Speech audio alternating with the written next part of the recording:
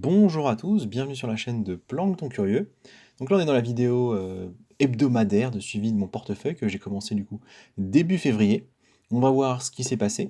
Donc comme d'habitude je vous fais un rappel des règles, de quelle crypto j'ai choisi. Ça c'est pour les nouveaux et pour ceux qui veulent se rappeler. Ensuite on regarde un peu ce qui s'est passé dans la semaine au niveau du marché. Je vous montre quels achats j'ai fait parce qu'on a eu quelques petites nouveautés cette semaine, ou plutôt quelles ventes, parce qu'en réalité on est plus sur des profits que sur des achats. Je vous parlerai aussi des cryptos qui m'intéressent. Bref, on fait un tour de ce qui se passe, de ce qui s'est passé, de ce qu'on va essayer de faire dans les prochaines semaines. Comme ça, vous avez un récap un peu de l'ensemble. Donc, on est parti. D'abord, comme je le disais, on va parler des règles.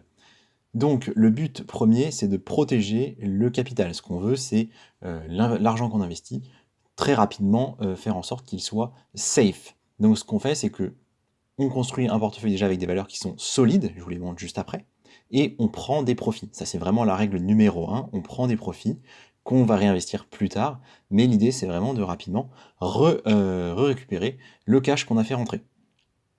Donc au niveau du portefeuille initial, on veut mettre 4000 $. Je le fais en plusieurs phases pour lisser le prix d'entrée. Donc là, on est dans la phase 1. J'ai pas encore rentré les 1200, on est à un peu moins que ça. On est autour de 900 $ rentrés. Et je me permets de rajouter environ 100 $ par mois quand je voudrais le faire. Donc une fois que les 4000 $ seront investis. Pour le moment, le stacking ne m'intéresse pas, hein. J'ai conscience que ça existe, j'ai conscience que ça peut permettre de faire des bénéfices intéressants, mais pour le moment, je trouve que les valeurs que je rentre ne sont pas assez intéressantes. En plus, on est dans une période où il y a de la hausse, donc on peut faire des x2, c'est déjà arrivé, hein. On en a déjà fait deux, donc en fait, on revend assez rapidement. Pour le stacking, du coup, pas très intéressant, je trouve, surtout que les valeurs de stacking ne sont pas si élevées que ça. Au niveau du nombre de projets, je veux tourner entre 10 et 20, donc je ne veux pas gérer beaucoup plus que 20 projets, parce que comme je fais ça de façon manuelle, il faut que je puisse suivre efficacement ce qui se passe. Donc 10-20 valeurs, ça me semble être le mieux. Globalement, ça va être des projets que j'ai déjà étudiés, que vous pouvez retrouver du coup sur la chaîne, où j'estime qu'il y a une utilité qui est pertinente, au moins en tout cas pour les premiers, pour les 10 premiers que je vais vous présenter. Je trouve qu'ils sont tous utiles, ils ont tous des tokenomiques qui sont cohérentes, et ils ont aussi des rôles qui sont diverses, dont certains projets supportent. Je vous montre ça juste après. Enfin, la stratégie de sortie, et c'est presque le plus important, c'est-à-dire à quel moment on prend des profits et pourquoi. Donc moi, je considère qu'on est dans une période de transition entre bear market et bull market. L'idée, c'est que si je fais un x2 en période de bear market, je vais récupérer 50%. C'est-à-dire je vais récupérer la mise que j'ai mis dans le token, et après le reste, je laisse courir. Si ça baisse, pas grave, j'ai récupéré. Si ça monte, et ben c'est encore mieux, je prends plus de profit. Et en période de bull market, on se laisse plus de marge. Donc on vise plutôt des x3, voire un peu plus. Et là, vous verrez, bah, c'est un peu ce que j'ai fait sur la valeur qui a bien monté cette semaine. Donc, comme vous le savez sûrement, on parle de Stacks. L'idée, c'est que quand je prends des profits, soit je réinvestis dans une paire qui m'intéresse tout de suite, soit si j'en ai pas, je réinvestis en stablecoin. Pour le moment, je privilégie le BUSD, hein, malgré les FUD qu'il y a eu récemment. Je pense que pour moi, il n'y a pas de souci avec ça. Et éventuellement, on peut se tourner sur BTC, ETH, BNB, qui, à mon avis, sont trois cryptos plutôt solides et assez stables. Pour le moment, je ne vais pas vous mentir, j'ai plutôt converti en BUSD. Donc au niveau des cryptos que j'ai soit dans le viseur, soit déjà acheté, Bitcoin, Ethereum, Matic, BNB, Link, STX, donc c'est Stacks, LTC, c'est Litecoin. Cas particulier pour celui-ci, c'est qu'en fait il y a un halving cet été, donc je trouve que c'est intéressant d'en accumuler, même si pour le moment c'est pas franchement foufou ce qui se passe. Kant, j'attends aussi, je vous montrerai ça graphiquement, FTM, donc Fantôme, et GRT, The Graph, sur lequel on a déjà pris des profits, si vous suivez, depuis le début du mois de février. Dans les cryptos à venir, donc celles que je surveille, il y a des thématiques Layer 1, notamment Cosmos. Enfin, Cosmos, ça va être aussi Layer 0, mais bref. Cosmos, j'aime bien. XRP, ça m'intéresse. Solana, mais pour le moment, je trouve que c'est un peu particulier. Bref, pas mal de Layer 1, dont TRX, AVAX. Et dans les thématiques aussi que je souhaite rentrer, qui sont différentes, des thématiques IA, je vous montrerai certains projets, mais le problème, c'est que pour le moment, ça a trop pump, à mon avis. Des thématiques DeFi, par exemple des GradeX, même si pour le moment on va pas en parler tout de suite. Du gaming, ça peut être intéressant, je pense que c'est une grosse thématique à jouer dans les prochaines années. Et par exemple le stacking sur Ethereum, on a fait une vidéo sur RPL hier. Je pense que ça peut être intéressant, même si pour le moment on est haut, je pense que ça peut être vraiment intéressant, il y a de la marge. On en reparle tout à l'heure quand on regarde les graphiques. Du coup, au niveau de la map, si on regarde en vue semaine, donc on voit bien que Stacks qui faisait partie de nos valeurs, bah, il a bien perf, hein, il a fait 115%. On est à, oh là là, on est à 69. Donc mon ordre a été pris. Donc là, je vous explique ça juste après sur les graphiques de façon un peu plus précise. Mais du coup, on a bien baissé, hein, parce qu'on était à 87 au plus haut. On voit globalement quoi sur les valeurs qu'on a. Link a pris un tout petit peu, 3%, c'est vraiment pas grand chose. Et le reste, ça a soit pas bougé, soit plutôt baissé. FTM, on cherche un point d'entrée. 46, c'est peut-être encore un peu haut. On va voir ça. Donc globalement, voilà, vous voyez ce qui s'est passé. Bon, ça, vous êtes capable de le voir tout seul. On va voir graphiquement, individuellement, chacune des valeurs. On va commencer par l'euro. Donc, pour se donner une idée de ce que nous fait le marché, on voit que l'euro est plutôt en baisse. Euro par rapport au dollar. Donc, évidemment, ça, c'est pas très très favorable pour les cryptos, hein. Enfin là, si on a un euro qui baisse par rapport au dollar, c'est-à-dire que le dollar est plus fort. Si le dollar est plus fort, ça veut dire que les actifs risqués vont être moins intéressants, donc les cryptos sont moins intéressants, donc globalement, on devrait être plutôt en baisse. Donc là, c'est ce qu'on observe ici. On peut voir que sur le SP500, voilà, c'est cohérent, hein, ça suit la même direction. Le Nasdaq, pareil, tout ça est tout à fait logique. On va regarder Ethereum sur BTC, pour le moment ça stagne, hein. Ça fait 2 semaines que pour le moment on n'a pas trop de direction, mais je trouve que le marché est quand même un peu plus drivé par le BTC, c'est mon observation personnelle. Maintenant qu'on a vu ça, on va regarder nos valeurs individuellement. On voit par exemple que BTC, on est sur une semaine plutôt de baisse, hein. On va aller voir, weekly, ce que ça donne. Hop, du coup, ouais, on a eu. Ouais. On est mardi, donc on était là, on est allé jusqu'à 25, donc on a bataillé avec la 25 pendant plusieurs jours, et là on a un peu briqué.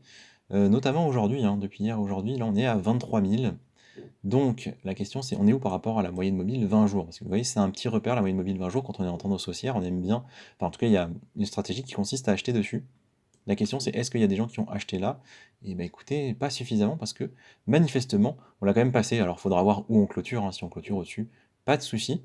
On verra ce qui se passe. Nous on avait acheté de mémoire autour de 22, 22,5, donc on est encore un peu au-dessus.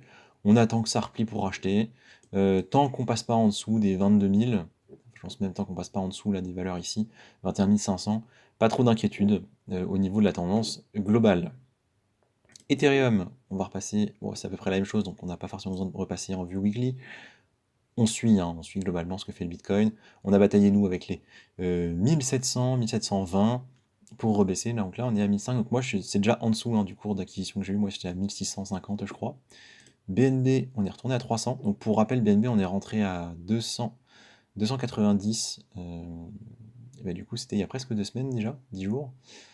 C'est monté où? C'est monté à 327, donc ouais, ça n'a pas fait grand chose. Bon, voilà. Ça me gêne pas un BNB, moi je peux aller en acheter assez bas, je peux avoir plusieurs prix d'entrée. Aucun problème avec ça.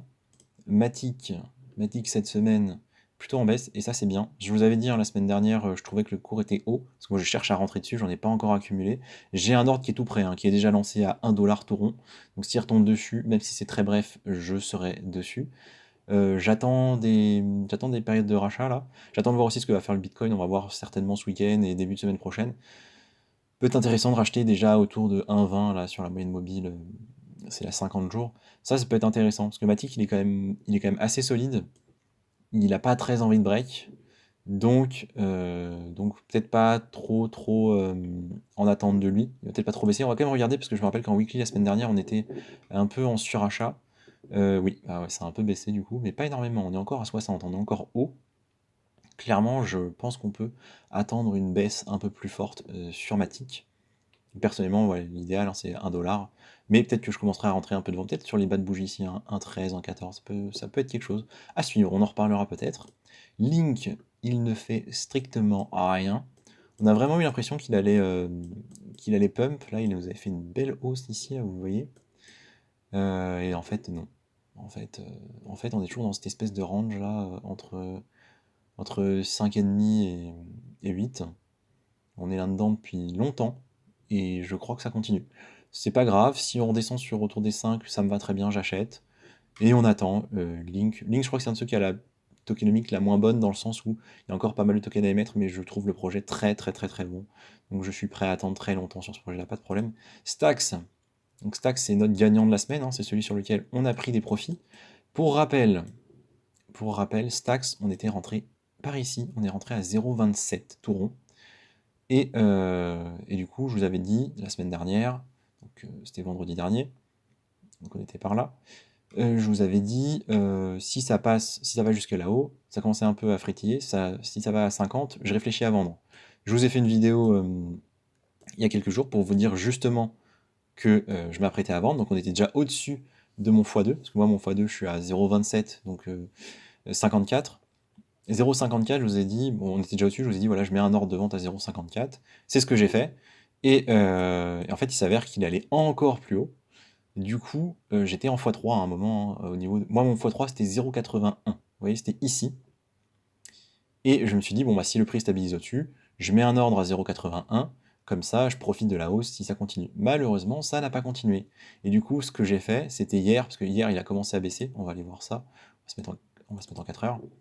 Depuis hier 21 h, il a commencé à bien baisser. Et donc je me suis dit, si ça continue, s'il baisse beaucoup cette nuit, je vais quand même mettre un ordre un peu plus haut. Donc je vais rehausser concrètement le stop loss que j'avais, qui était à 0,54. Je l'ai monté à 0,70. Et donc là, là, il y a quelques minutes, il a dû être pris. J'ai pas regardé parce que je suis en train de vous faire la vidéo. Mais si on va en 15 minutes, voilà, ça va être tout récent. Voilà, on vient de taper là les 0,70.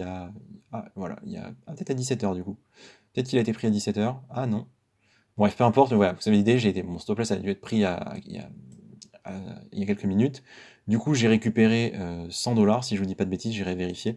Mais normalement, j'ai récupéré 100 $, donc j'ai pas récupéré la moitié de ma position, j'ai récupéré moins, de façon à juste récupérer la mise que j'ai mis dedans, parce que ma conviction, c'est qu'il peut encore monter, donc je voulais juste sortir la mise initiale pour pouvoir la réinvestir et avoir un maximum de tokens. Donc j'ai pas pris la moitié de la position, j'ai pris 100 $ seulement, donc je dois avoir un peu plus qui traîne. Donc peut-être que là ça valait, j'ai pas le calcul en tête, mais peut-être que ça valait 250 et qu'il reste 150 qui courent. C'est un ordre d'idée, hein, j'ai pas le truc exact en tête, mais voilà. Donc on a pris du coup des profits sur Stax, très très bien. Donc respect hein, globalement de la stratégie. Litecoin, du coup, Litecoin, il se passe rien, clairement. On a acheté, je crois, à 97, donc en fait, on a acheté plutôt haut quand on voit le cours actuel, hein, on est 10% plus haut, peu importe. On rachètera si ça redescend ici au niveau des 70. On voit, il me semble qu'on n'est pas encore trop en tendance haussière sur Litecoin. On va voir ça en daily. Si. Erreur de ma part, on est totalement en tendance haussière. Par contre, en fait, on se fait rejeter en dessous de la moyenne mobile d'un jour. Ça, c'est quand même assez intéressant. C'est un poil baissier, pas forcément alarmant. Voilà, pour le moment, on attend. Et pour rappel, sur Litecoin, pour ceux qui voient cette vidéo pour la première fois, on attend cette période ici entre juin et juillet pour vendre. Donc le but, si je dézoome, c'est d'accumuler sur toute cette période-là, avant du coup le mois de mai, et espérer une hausse ici parce qu'on a un halving en fait qui va avoir lieu cet été, plus ou moins autour de juillet-août. On n'a pas la date exacte hein, parce que c'est pas une date précise qu'a lieu le halving. Le halving a lieu lorsqu'un certain bloc est miné, et donc après les récompenses sont divisées par deux, comme pour le Bitcoin. En général, ça entraîne une hausse dans les mois qui précèdent cet événement.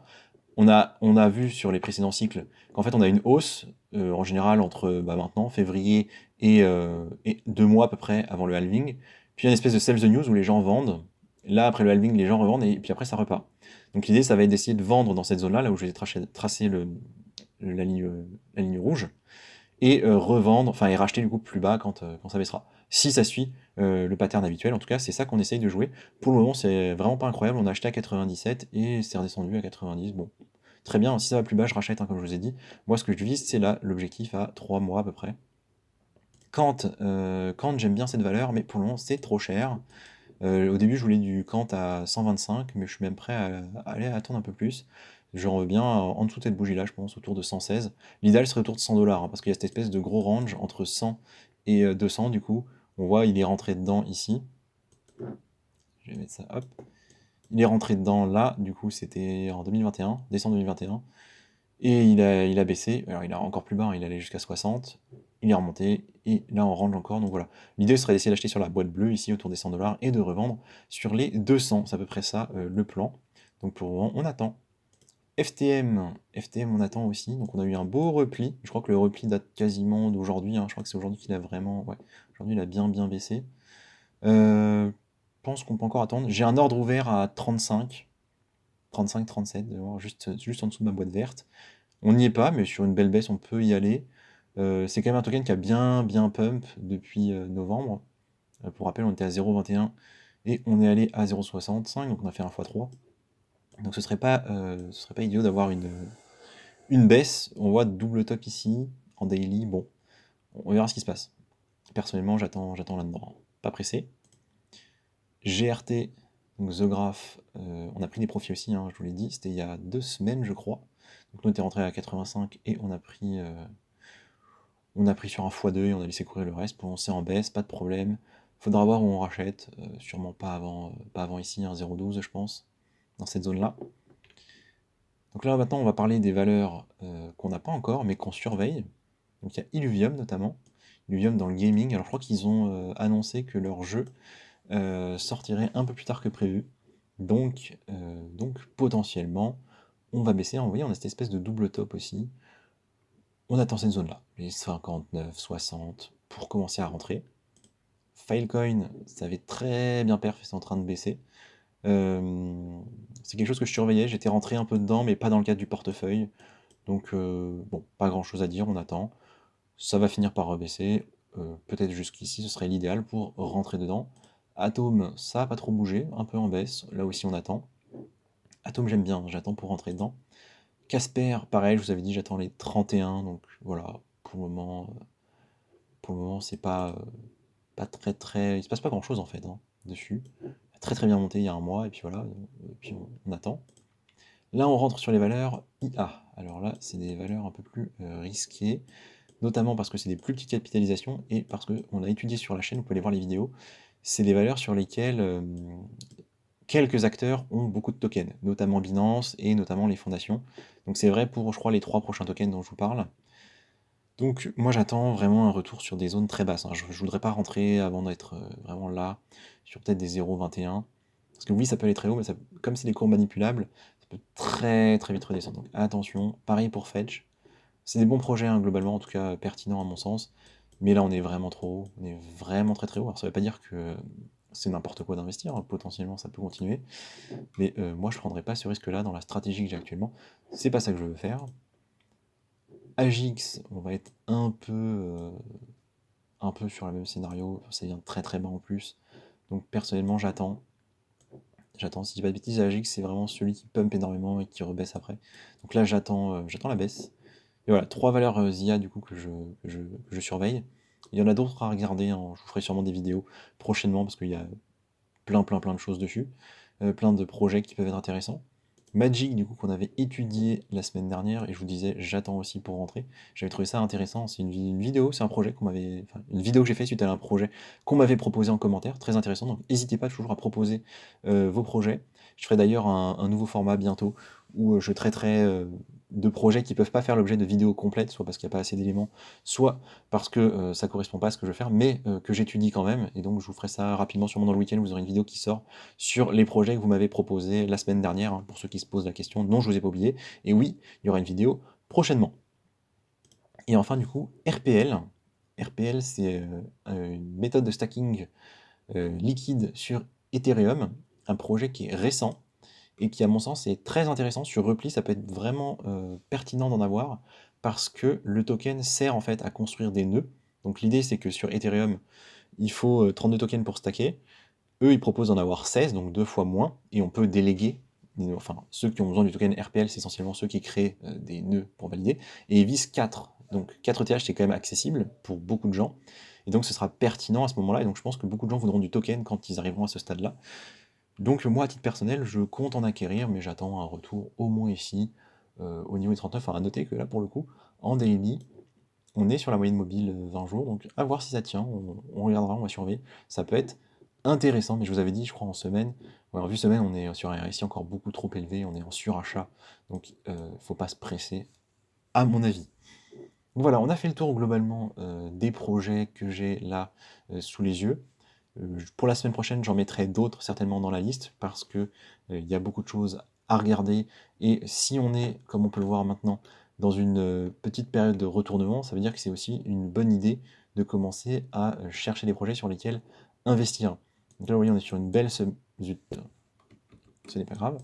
On est sur une belle semaine de baisse, on le voit ici, hein, je vais zoomer encore un peu plus. Voilà, on a une belle bougie rouge. Si on arrive à aller un peu plus bas encore, peut-être cette semaine, peut-être la semaine prochaine, ça peut être intéressant de commencer à rentrer sur certains projets. Donc, je vous propose juste pour conclure cette vidéo qu'on aille voir le portefeuille. Donc pour le moment, rien n'a changé par rapport à la semaine dernière, à part que du coup, au niveau de la ligne Stacks, là je vais changer les valeurs parce que pendant que je faisais la vidéo, je pense que mon ordre a été pris. Donc on va rentrer ici en fait, montant retiré 100 $. Je vais le mettre tout de suite. Par contre, je ne sais pas exactement combien de tokens il me reste, donc il faut que j'aille voir ça.